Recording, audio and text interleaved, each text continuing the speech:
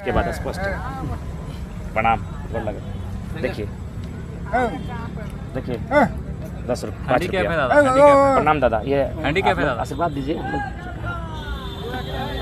दादा हैंडीकैप। हाँ वो तो बता रहे हैं।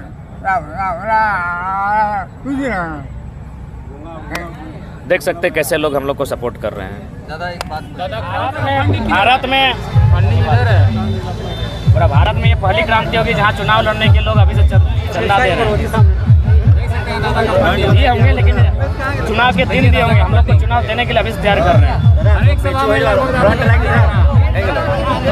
इसीलिए मैंने दुखी होकर कहा कि हम दो हमारे 4 होना चाहिए। 2 को कोई इंजीनियर डॉक्टर बनाइए और 2 को बम के सामने खड़ा कीजिए, क्योंकि बम उन लोग मारेगा ही। कोयला है ना, ज़मीन हमारी, कोयला उसको चाहिए ना। इतने लोग भूख से लाचारी से मर रहे हैं, तो उस परिस्थिति में अगर हम उनके अन्याय के खिलाफ लड़ते हुए अगर मर भी जाते हैं तो कोई बुरा बात नहीं। सबसे पहले हम एक सवाल करना चाहते हैं कि आप जैसे बोले कि नौजवान को अगर आप उनका छोड़ देते हैं तो हम कोई संसद को जीत जाएंगे, तो आप कितने लोकसभा सीट में आप चुनाव लड़ना चाहते हैं? देखिए सबसे पहले कम से कम हमारी एक मेजोरिटी में अगर हमारे पास सांसद होंगे राज्य के सीटों की अनुपात में, तो हमें सहूलियत होगी दिल्ली में अपनी बातों को रखने में सहूलियत होगी। क्योंकि आज मेरा मानना है कि बाकायदा आप जो मुझे लगता है सच में झारखंड के साथ अन्याय होता है, क्योंकि हमें एक यूपीएससी मैंने अधिकारी हैं जिन्होंने हमें बाकायदा महाराष्ट्र से मैसेज किया है।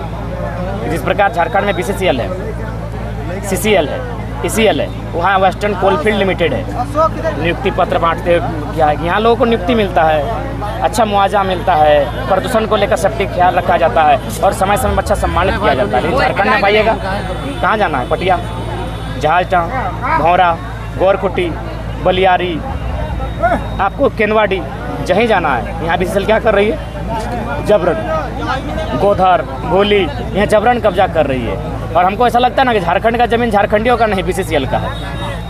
बस तो चाची और टुंडी और बलियापुर के गाँव को छोड़कर बाकी सब जगह बोलता है BCCL की मेरा है। गोविंदपुर को छोड़कर हर जगह इन लोग का किसका ज़मीन है, जिसे BCCL का बाप मतलब ज़मीन को एक्वायर करके रखा था, उसको जोत तोड़ के रखा था।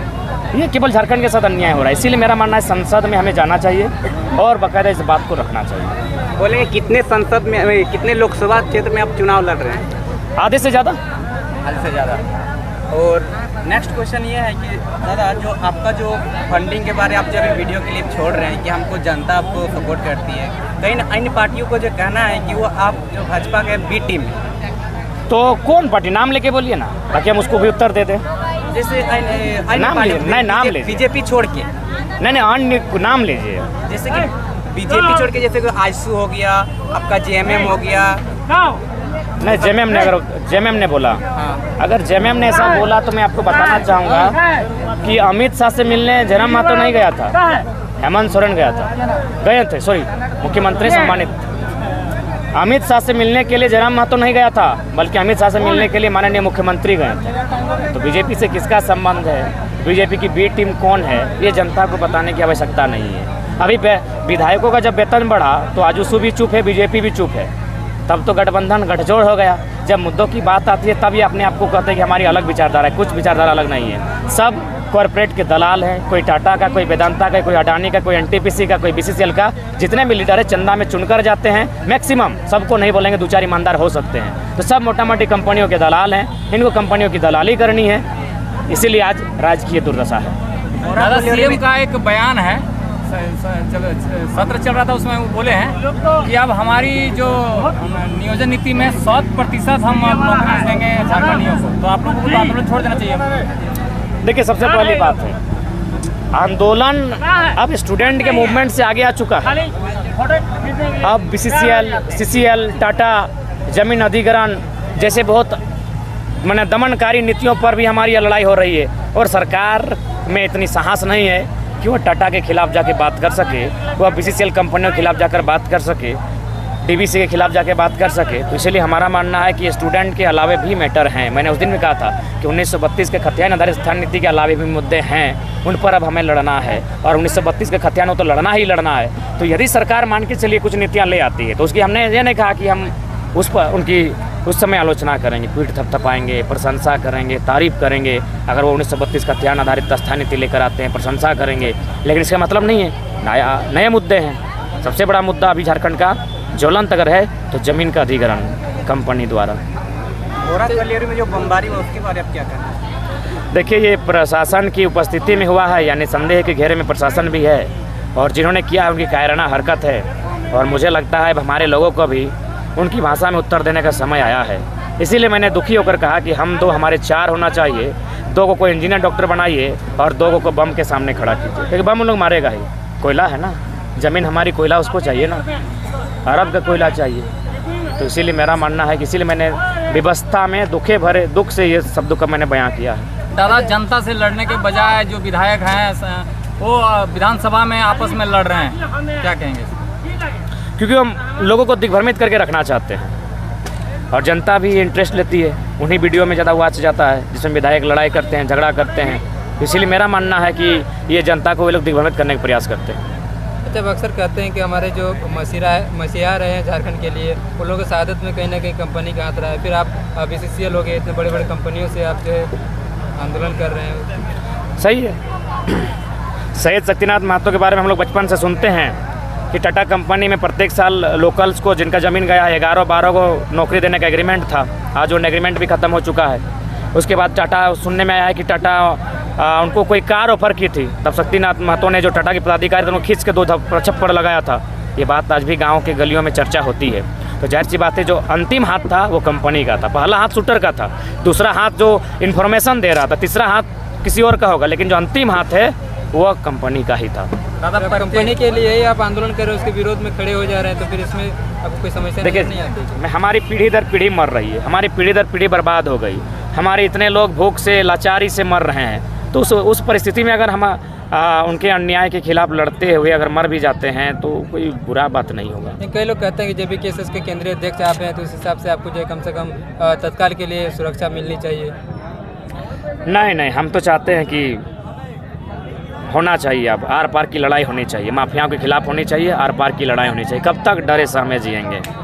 अंग्रेज़ों को हमने 300 साल झेला, इन माफियाओं को भी 70 साल से झेल रहे हैं। अब आर पार की लड़ाई होनी चाहिए। धनबाद को कोयले के धन के कारण नहीं जाना जाता था, वैध धान होने के कारण जाना चाहता था। हम चाहते हैं एक बार फिर से इन वादियों में फसल लहलहाए। राज्य की जनता आपको सीएम के रूप में देखना चाहते हैं, सोशल मीडिया में खूब जोर से चलता है और सभाओं में भी लोग बात करते हैं कि आपको सीएम बना, लेकिन आप सांसद चुनाव की बात कर रहे हैं। देखिए, सबसे पहली बात, हम लोग की कोई व्यक्तिगत निजी इच्छा नहीं है। अगर निजी इच्छा होती है तो हम लोग चुनाव को उस अनुसार देखते। हमारी इच्छा है कि जो बात हम अभी आपके सामने रख रहे हैं, आप भी डिजिटल मीडिया हैं, तो यही बात सदन तक हमें पहुंचानी है, पूरे भारत तक पहुंचानी है। तो उसके लिए हमें नेशनल का सहारा लेना होगा। तो नेशनल का सहारा लेने से पहले हमें MP बनना होगा, हमारे साथियों को MP में चुनकर जाना होगा। वहाँ जब हम अपनी बातों को रखेंगे तो नेशनल मीडिया में जगह मिलेगा, बाकायदा पूरा देश जानेगा कि WCL महाराष्ट्र में काम करती है तो अच्छा करती है, वही कंपनी जब झारखंड आती है ECL और CCL के नाम से, तो यहाँ के लोगों का दमन करती है, नरसंहार करती है, गर्दन काटती है। अच्छा, 9 तारीख को आदिवासी दिवस होने वाला है, अंतर्राष्ट्रीय आदिवासी दिवस, उस पर कुछ मैसेज देना चाहेंगे? हाँ, मैसेज यही देना चाहेंगे कि आदिम संस्कृति ही है जो आज मानव सभ्यता, मानव संस्कृति को संयोज कर रखी है, बचा कर रखी है। जल, जमीन, जंगल जीवन का उद्देश्य, तो हम संदेश देना चाहेंगे और शुभकामनाएं देना चाहेंगे। दादा, आदिवासी पर बात आई तो बाबूलाल मरांडी पर इरफान अंसारी का एक बयान। देखिए, हम एक बात कहेंगे, बाबूलाल को इरफान ने कहा, इरफान को बाबूलाल ने कहा, तो आप वो सवाल हमसे ना पूछें। तो हम लोग को लोग पूछते हैं, हमारी बुद्धिमत्ता विवेक के कारण पूछते हैं। उन लोग जो जोकरगिरी होता है विधायकों के बीच तुतु में, उसको केवल मुद्दा ना बने, हम चाहेंगे उसको जो हर चीज़ भी नहीं होता है। तो हम चाहेंगे कि कुछ ऐसा बात बोलिए जो हम लोग रखें। नहीं, देखिए, सबसे पहला बात, आप बाबूलाल का बात किया, आदिवासी शब्द का जिक्र नहीं किया। आदिवासी पर वो बयान दिए थे इरफान। तो देखिए, अगर ऐसा है तो उनकी आदिवासी पर सख्त होना चाहिए। नहीं, सब तेज है, आज के डेट में सब तेज है, सब पढ़ा लिखा है। इसमें अगर कोई टिप्पणी किया है तो दुर्भाग्यपूर्ण बात। 2024 का लोकसभा चुनाव को लेकर नौजवानों को आप क्या संदेश देना चाहते हैं? देखिए, 2024 का चुनाव को लेकर, और ये सवाल हुआ, देखिए, हमसे जो पूछना है इस तरह का सवाल पूछिए कि मेरा क्या रोल होगा। अब 2 आदमी लड़े हैं, विधायक लड़ गए हैं, सांसद लड़ गए हैं, तो उसमें क्या होता है, हमको लगता है कि हम लोग के अंदर की जो प्रतिभा है वो सामने नहीं आती है, हम उस पर फोकस कर जाते हैं। तो ये सवाल है, हम संदेश पहला ये देना चाहेंगे कि गुटखा नहीं खाएं। ये संदेश आज तक किसी ने नहीं दिया है। गुटखा इसलिए नहीं खाएं, बहुत बड़ा संदेश दे रहे हैं आप लोग, इसको वॉच की मैंने एकदम रिकॉर्ड कीजिए, क्योंकि मेरा मानना है कि किसी भी लोकसभा में 17 लाख 20 लाख वोटर होते हैं, आबादी अगर जोड़े तो 20-25 लाख हो जाएगा। उसमें अगर युवाओं का परसेंटेज निकाले जो गुटखा खाते हैं 5 लाख आगे खड़ा होगा, यानी एक लोकसभा में 5 लाख गुटखा खाने वाले हैं। अगर 5 लाख खाते हैं गुटखा तो मान के चलिए वो 5 साल में एक बार चुनाव आता है, 5 साल यानी 1500 दिन। अगर एक दिन में वो 2 को गुटखा खा रहे हैं तो 10 रुपया, तो 1500 दिन यानी 1500 को 10 से अगर गुना करें तो मोटा मोटी 15,000, 1500 में 1,500 तो 15,000 हो जाएगा। अब हमारे पास इधर है 15,000 और इधर है आपका 5 लाख। 5 लाख को अगर हम लोग 15,000 से फिर मल्टीप्लाई करेंगे तो चूँकि 15,000 में आपका 3 जीरो आता है, 3 जीरो आता है, तो पहले हम 3 जीरो को ऐड करते हैं 5 लाख में। 5 लाख में अगर हम 3 जीरो ऐड करते हैं तो 5 लाख 50, 5 होते हुए कितना हो जाएगा 5 लाख, 1 जीरो डालेंगे तो 50 लाख और फिर 50 करोड़ हो जाएगा। 50 करोड़ हो जाएगा। अभी हमारे पास 15 ये है, यानी 50 करोड़ का जितना जीरो है साइड में रखते हैं, 5 से फिर 15 को गुना करते हैं, मल्टीपल करते हैं, 15 5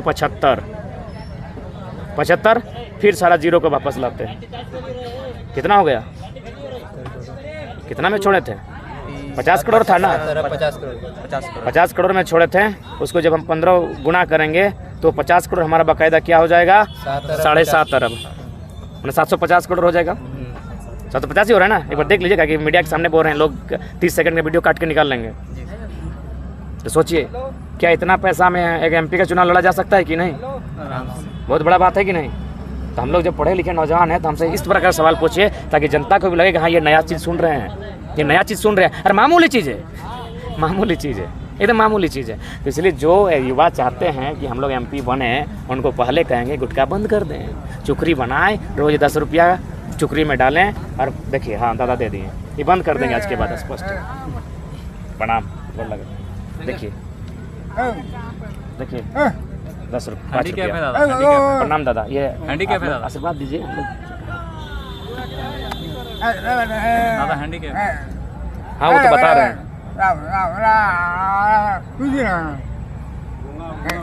देख सकते कैसे लोग हम लोग को सपोर्ट कर रहे हैं। दादा एक बात, दादा क्राउड फंडिंग के लिए आप जनता से आग्रह करते हैं या फिर लोग ऑटोमेटिक आके कहते हैं कि आप चुनाव लड़िएगा इस पैसे से? देखिए पहला बात, कुछ आग्रह भी होता है, कुछ लोग ऑटोमेटिकली भी आके देते हैं। तो मुझे लगता है ये एक बहुत बड़ा बदलाव है। अब ये हम लोगों पे और बाकी लोगों पे डिपेंड करता है कि हम लोग इस बदलाव को कहाँ तक लेकर जाते हैं। धन्यवाद।